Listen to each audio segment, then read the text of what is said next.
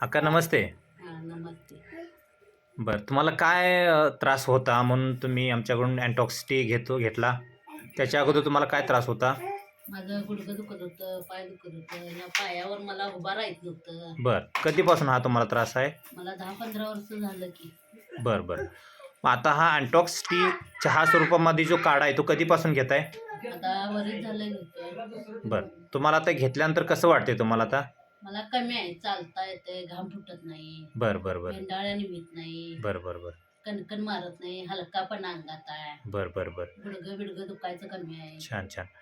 तुम्ही म्हणत होता ना, की गोळ्यासारख्या घ्यायला लागायच्या, होय, सारख्या गोळ्या घ्यायला लागत होतं, इंजेक्शन घ्यायला लागत होतं. ते आता कमी आहे. बसता येत नव्हतं तुम्हाला. बसा येत नव्हतं, बसलं तर वर उठता येत नव्हतं. बरं, बरं. म्हणजे आता सगळा त्रास तुमचा कमी आहे? कमी आहे.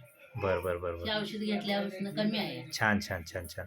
चालेल, चालेल. तुम्ही पण हे घेत राहा नेहमी, आनंदी राहा आणि घरचा चहा फक्त आता बंद केला ना तुम्ही? बंद केलाय. बरं, बरं, बरं. चालेल.